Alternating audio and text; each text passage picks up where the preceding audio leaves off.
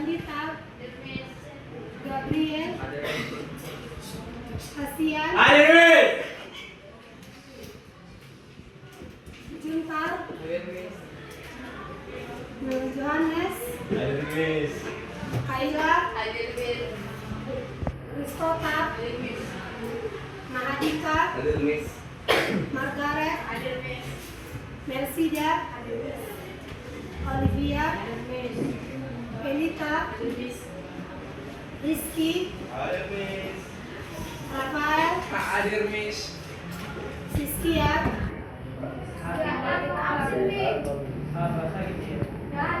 Sean, Tion, Septiani, Nickbel, Yesaya, Nadia Sarah, Natalia, Cynthia, oke. Ya, oke. Minggu lalu kan kita sudah mempelajari mulai dari sejarah virus sampai ciri-ciri virus, ciri-ciri virus dan struktur virus. Oke. Jadi hari ini kita akan mempelajari reproduksi virus. Coba kita lihat dari kasus sebelumnya seperti kasus COVID-19. Kita lihat ada video ini. Miss akan menunjukkan sebuah kasus dan nanti Miss akan menanyakan tentang sebuah kasus ini. Bisa dilihat ya. Kasus positif COVID-19 di Indonesia terus bertambah berdasarkan informasi yang dirilis Satuan Tugas COVID-19 melalui situs covid19.go.id. Diketahui penularan virus masih terus terjadi.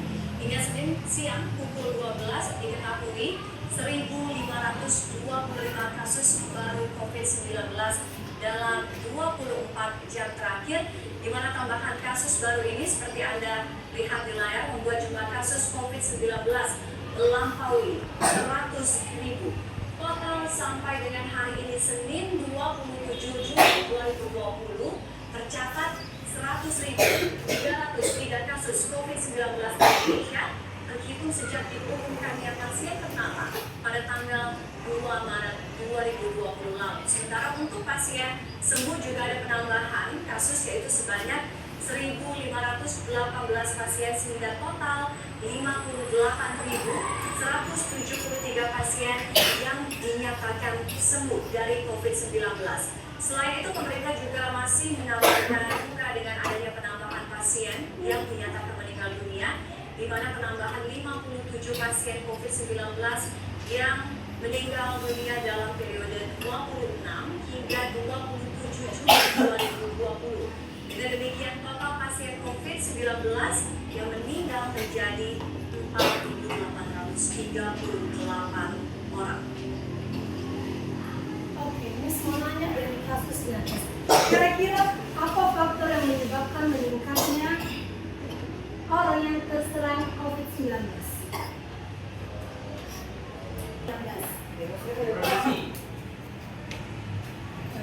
Terus ada lagi? Kebersihan. Iya. Sebenarnya kenapa kasus COVID-19 selalu meningkat? Itu kurangnya kesadaran dari diri kita sendiri. Misalnya, tidak mengikuti protokol kesehatan, lalu cepatnya menular virus tersebut. Misalnya, kita dulu disuruh memakai masker, cuma kita nggak ada yang mau. Disuruh menjaga jarak, enggak.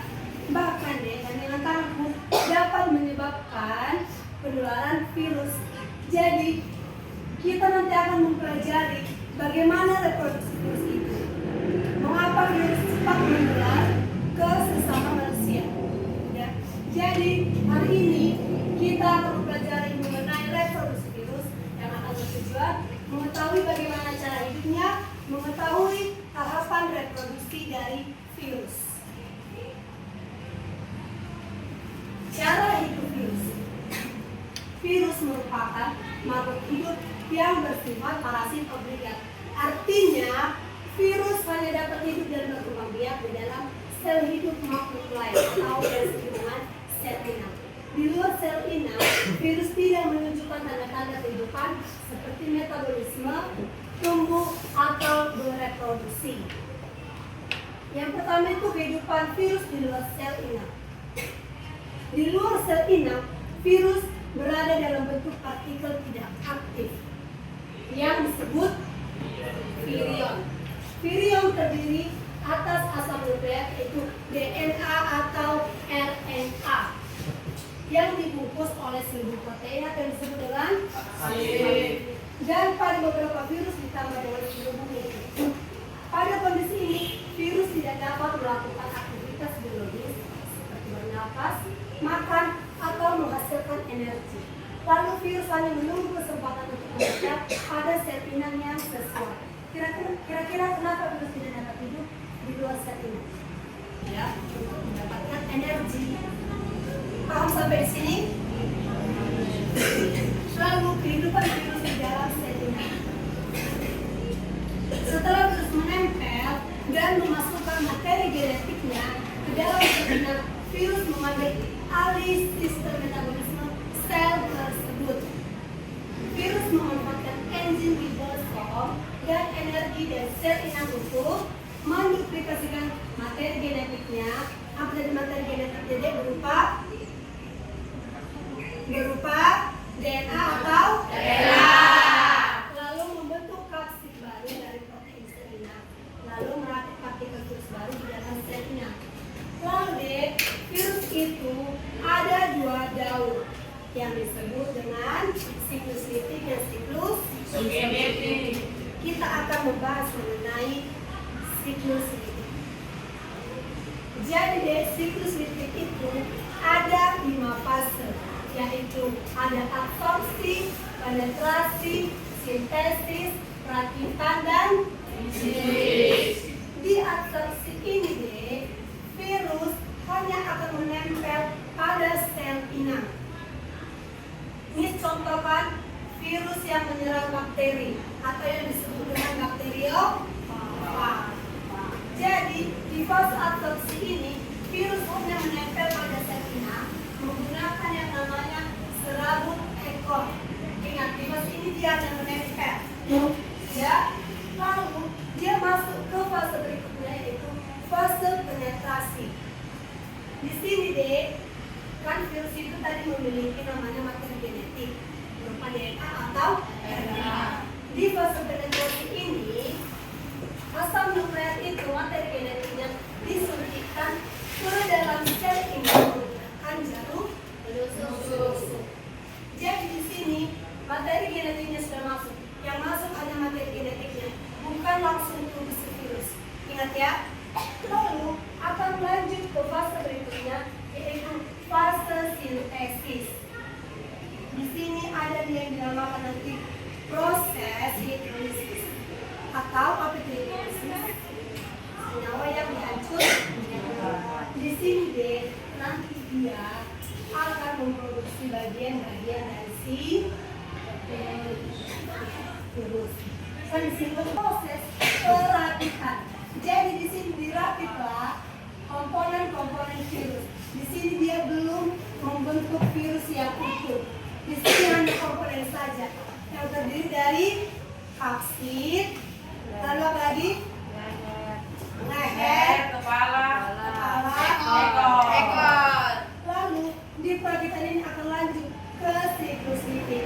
Di sini virusnya sudah utuh. Virusnya sudah terbentuk utuh. Paham? Lalu nanti si virus akan menghancurkan dinding sel inang menggunakan enzim yang dinamakan lisogin.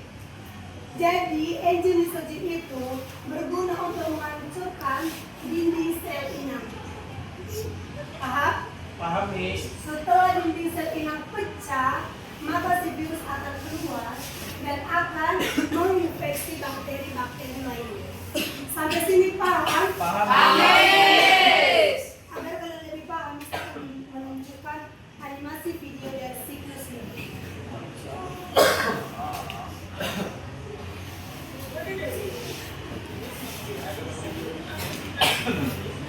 Diperhatikan semua ya.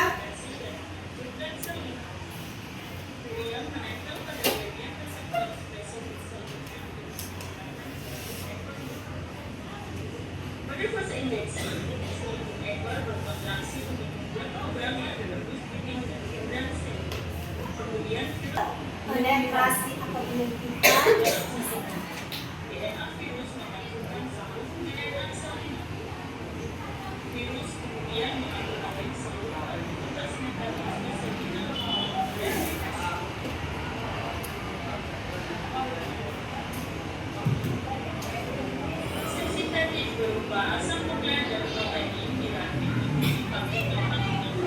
Perhatikan semua ya.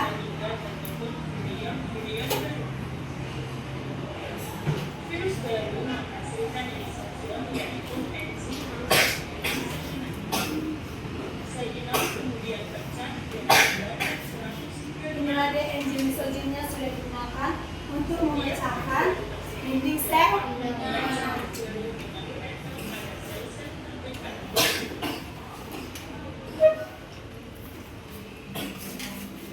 Paham? Dari neolitik kita masuk ke fase kedua yaitu siklus lisogenik. Nanti deh ini banyak kan, tapi kita akan sampai di sini. Siklus lisogenik dan siklus litik itu hampir mirip, hanya ada dua perbedaan. Yang pertama itu tetap ada fase absorpsi. Apa dari fase absorpsi? Proses penempelan virus pada dinding sel. Lalu dia tetap ada fase injeksi. Apa itu fase injeksi? Dia apa itu deh? Penyuntikan materi genetik si virus masuk ke dalam sel. Oke. Kalau di siklus litik dia langsung masuk ke fase sintesis, di siklus lisogenik dia masuk ke proses fase penggabungan. Di sini deh, DNA sel inang dengan DNA si virus sudah bergabung dan membentuk yang namanya profag. Bisa diingat, di fase penggabungan akan membentuk yang namanya profag. Lalu setelah itu ternyata sel inang telah membelah diri. Sebelum memasuki fase berikutnya, sel inang sudah membelah diri. Jadi otomatis DNA si virus juga ikut membelah diri. Itulah kenapa disebutnya fase pembelahan. Jadi deh siklus lisogenik ini lambat. Dia mau sampai sini. Dia menunggu sampai sel inang ini lemah dulu, baru bisa masuk ke fase berikutnya yaitu fase sintesis. Sudah. Jadi dia tidak sama dengan siklus litik yang prosesnya itu cepat. Proses lisogenik ini lambat karena menunggu si sel inang ini lemah dulu, baru dia mengambil alih fungsi dari si sel inang. Ya, jadi fase absorpsi sampai di sini. Menunggu sel inang ini lemah, baru lanjut ke fase sintesis. Perakitan dan lisis. Paham semua? Lihat videonya ya.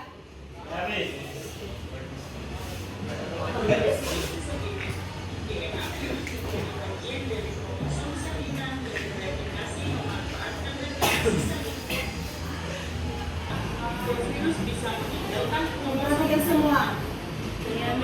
Siklus litik.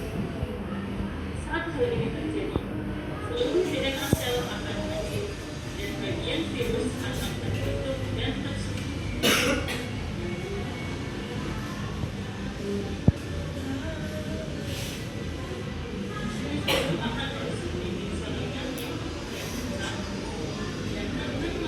Akan mengadakan klinis.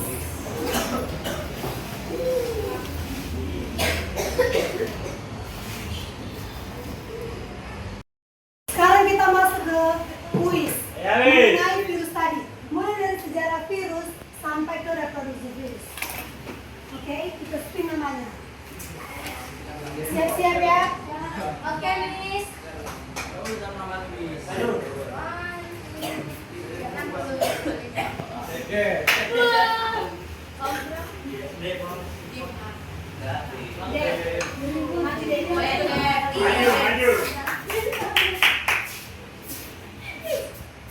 Komen nomor berapa, Dek? 7 deh.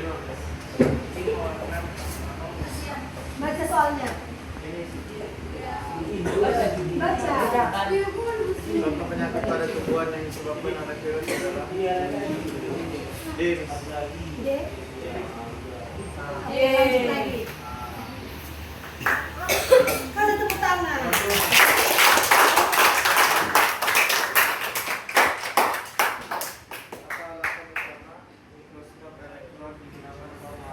Oke, yang di atas ya. Yuk.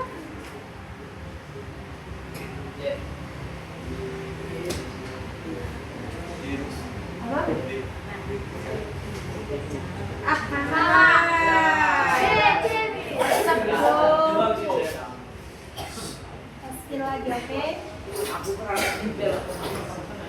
Dua salis satu orang. Kalau bisa kamu menjual sampai semua deh. Oh. Adilah saya.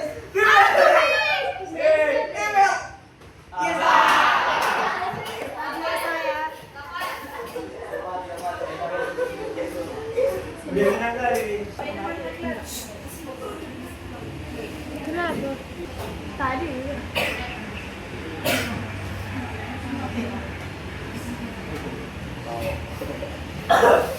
Baca.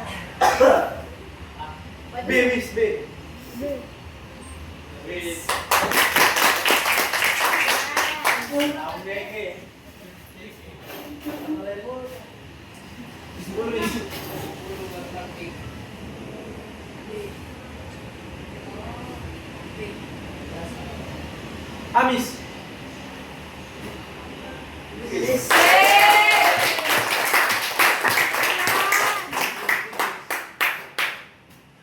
Kalau 5 benar dapat hadiah. 4 deh, 4. James.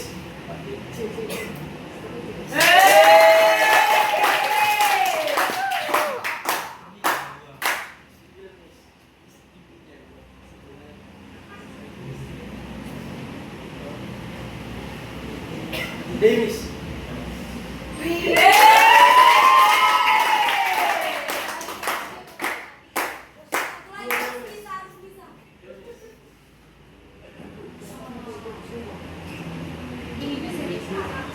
Davis.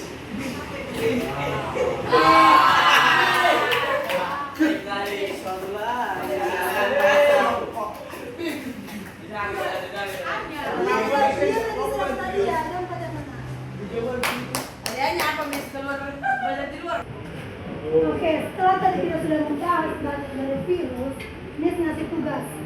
Kerjakan hari ini dan dikumpul hari ini dalam waktu 30 menit. Baik, Miss. 5 soal yang dikerjakan. Ya, Ini sekarang. Bisa, Miss. Iya. 30 menit dikumpul. Nggak nampak? Oke, sekian dari pembelajaran kita hari ini mengenai virus. Semoga apa yang dijelaskan kalian dapat mengerti dan memahaminya.